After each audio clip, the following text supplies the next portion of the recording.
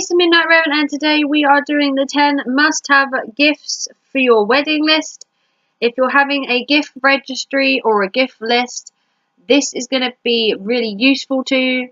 So if you haven't watched my previous video where I talked about gift lists and whether you should have them or not have them, and the ideas around having gift lists, you can check that out at the end. I will link it at the end. So gift lists, like I said, when you get married, most bride and grooms will do a wedding gift list, and it's optional, obviously.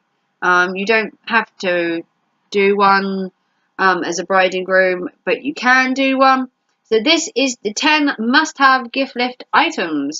So the first item on your list will usually be dinner sets. Dinnerware, cutlery, a set of cups, anything kitchen inspired. Normally you'll want a fancy dinner service, you'll want expensive china, you might want plates, you might want casserole dishes. It sounds really boring, but if you're a bride and a groom and you've just got married and you're moving into a new place, these can be like really essential items.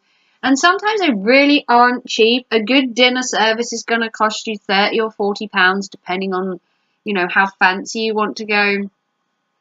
Even cutlery is expensive, and you're going to need pots and pans and bowls and dishes, and the list goes on and on when you first move in together. It's just like crazy how much you need.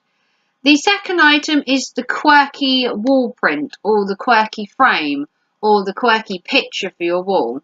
So if you have like kind of artsy, kind of craft, kind of bride and groom, they might appreciate a wall print of some description, or they might have a piece of art that they'd love to have and they've always wanted.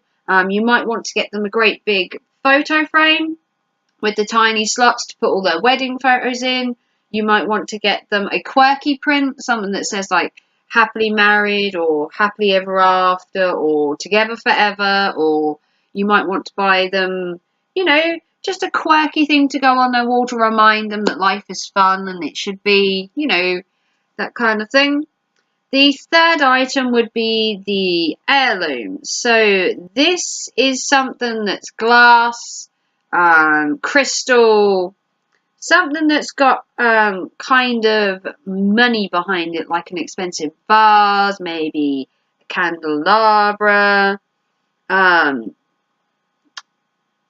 You know, the gifts that kind of, these are like gifts that are bought that you only bring out again on special occasions, like a special vase, a special decanter, a special cake stand that you only bring out when your mother comes round for tea.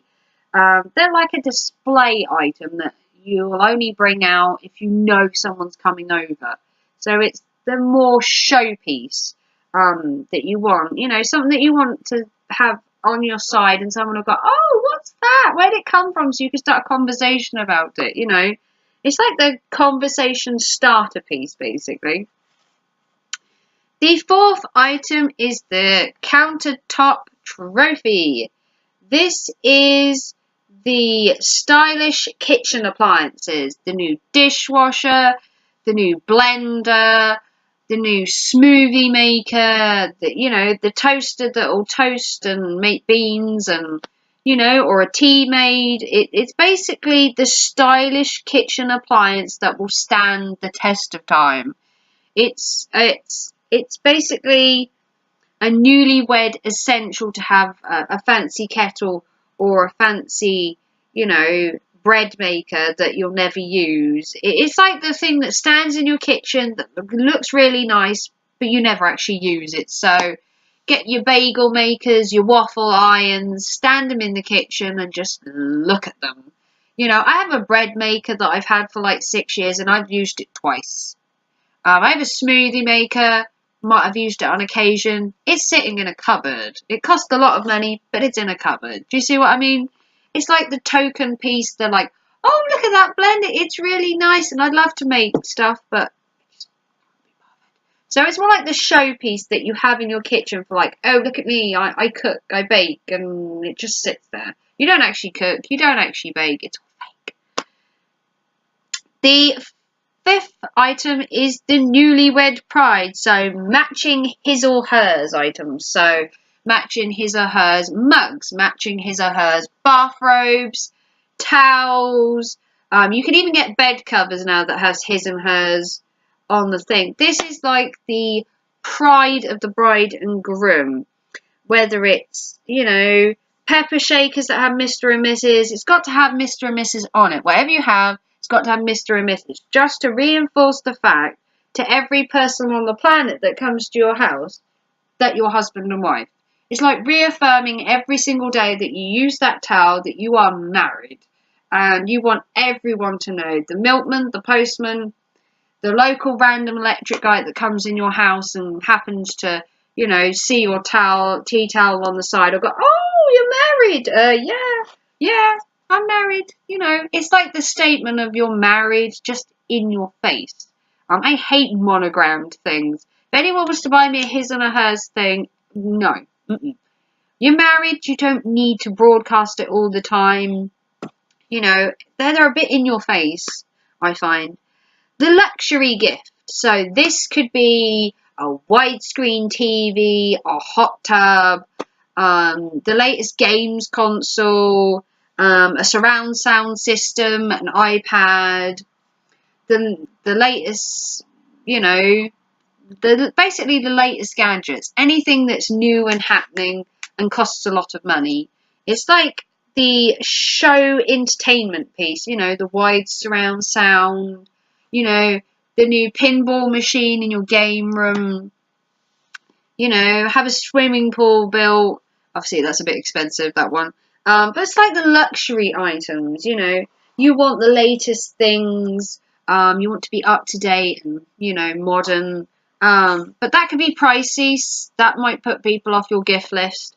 Too many fancy, expensive items. You need to have a bit of variety. Because not everyone in this day and age is made of money. You need to vary how much you ask for.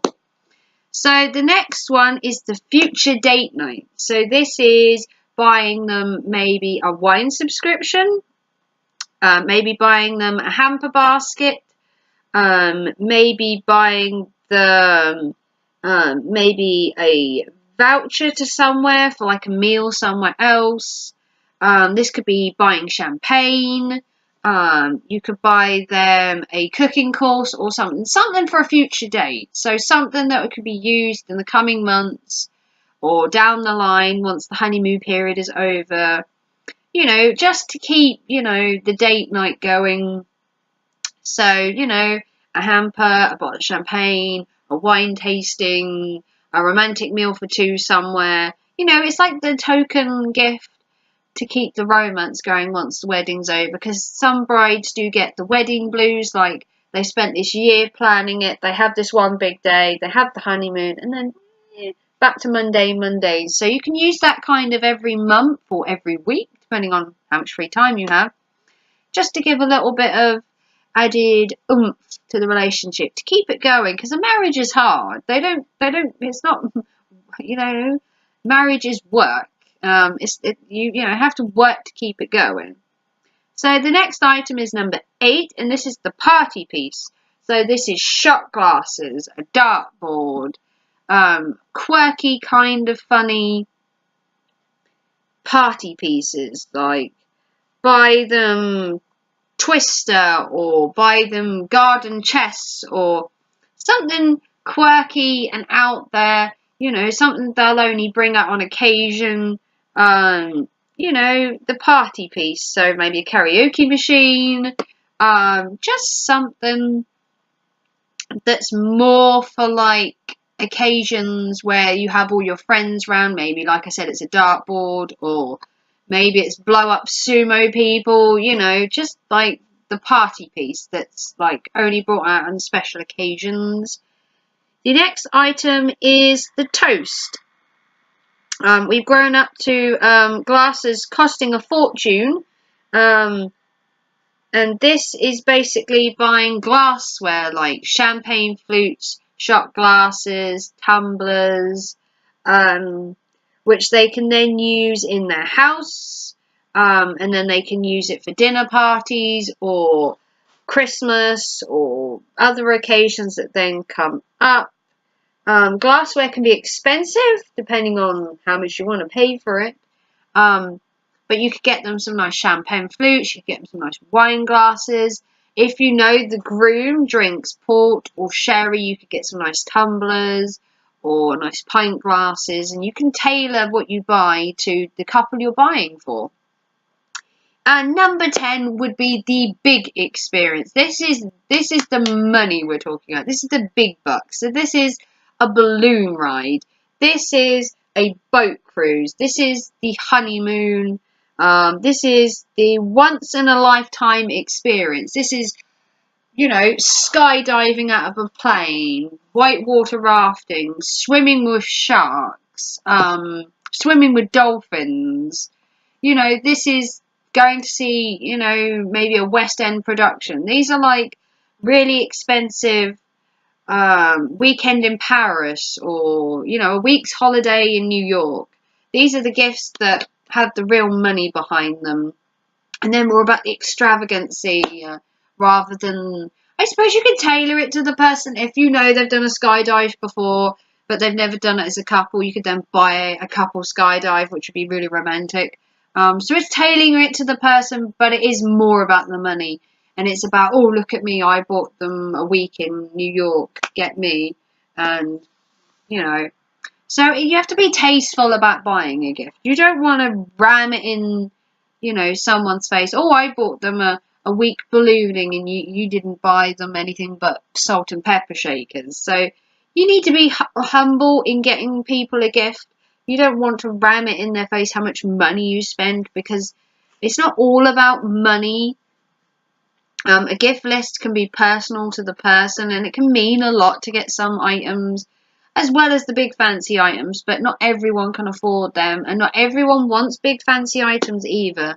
I mean, I'd be quite happy with a very small gift list and a donation to my charity that I appreciate. So, you know, everyone is different. So that is the 10 must-have gift items for your wedding list. If you think I have missed something, you can comment down below. I'm trying to bring you more wedding-inspired videos because I absolutely love the wedding industry and would love to work in it one day. But at the minute, I am just a bride who's engaged and will be for quite a long time. So if you haven't already and you love this video, please like and subscribe. If you want to check out the other video, which was why you should have a gift list or why you shouldn't, I will link that at the end. And if you love this video, please like and subscribe, and I will see you very soon for another wedding inspired video. Take care and thanks for watching. Bye.